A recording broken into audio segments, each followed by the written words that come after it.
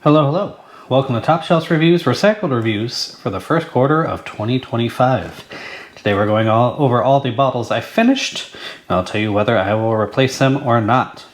Starting with the non-whiskeys, heck, not even non-alcoholic at that. This was from Urban River Spirits. It's a sour raspberry and lime. This is a handmade non-alcoholic cocktail mixer. We use these for some mocktails, which were really nice. Picked these up from the Oregon Distilled, I want to say, in Portland. And picked up a couple of them. Really like them. Nice to have a non-alcoholic option for some of the folks that come over that aren't necessarily into whiskey, such as my wife. Next up, we've got this little guy of Grey Goose. Picked this up for some going away shots from my buddy Wes. Not that he likes Grey Goose, but there is a backstory to that. But we finished that off at his going away party. Next up, we have Wild Roots. This is kind of a pre-made cocktail. This is our Huckleberry Lemonade Vodka cocktail, 26 proof. This was a gift, I want to say, during our housewarming last year. And kind of sat in the back of the shelf. And then once I remembered it was there, pulled it right out and really enjoyed it. Nice to have something you can easily pour over ice, garnish with some lime, and you're good to go. Next up, we have my go-to cognac. This is Maison Rouge. It is an 80 proofer. I use this probably more for cooking than drinking. I put it in a decanter. My wife loves steak au poivre, so use cognac for that. And every once in a while, I'll make a sidecar or something with it. Next up, we have my seemingly quarterly perennial here, the Plantation 5-year. Finished that bottle out on the Deschutes with my buddy Mike. Nice fireside pour there. Fantastic bottle of rum, sweet, approachable, decent price tag, still under 40 bucks in my area. So I always keep a bottle of that on hand. By the way, yep, this one I've replaced already. Same with the Plantation. Not yet on the others.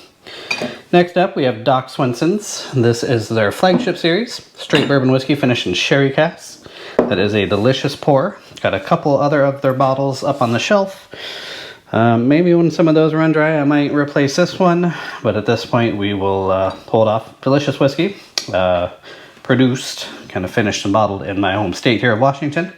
So a good pour. But while I've got a couple other of their options on the shelf, may not replace it quite yet.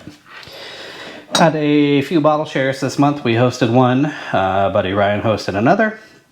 So we finished a few bottles. We have the Black Butte whiskey.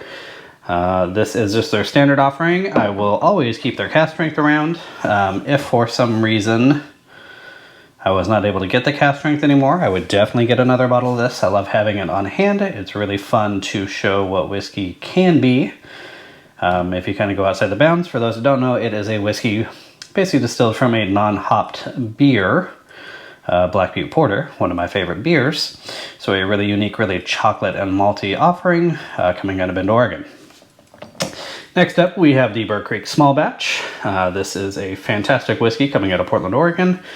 I was going to replace this, but then Little Birdie told me they were coming out with a cask strength small batch soon. If it's not out already, I need to get down to their tasting room in Portland to find out.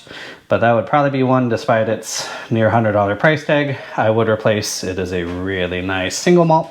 It's a blend of two unique barleys, and they do a fantastic job of blending.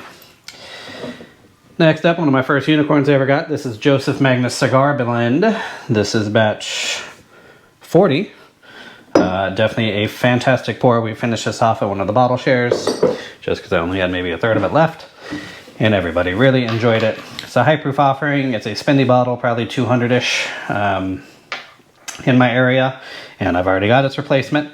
I would love to always have a bottle of that on the shelf. It is that good. Very unusual for me to say a $200 plus bottle is a good value. That's one of the ones I would consider that. And finally, one of my favorites, TX Blended. I will probably pick up a 175 to top this off with. Pour this a lot at bottle shares for folks thinking they want to get into whiskey. That's what I pour. If they don't like that, I mean, it's like melted vanilla ice cream. Then I kind of tell them, well, we got lots of other offerings. We got rums, we've got gins, vodkas, whatever. Maybe whiskey isn't for you. Because if you don't like that, man, it's just so sweet and approachable. Don't know what to tell you. Maybe you love Ardbeg, who knows. So those are the bottles we finished for the first quarter of 2025. Drop down in the comments, tell me what bottles you guys have been finishing and whether you would replace them or not. For more information on the whiskeys you see on this channel, visit topshelfbackpacking.com. And until I see you again, cheers.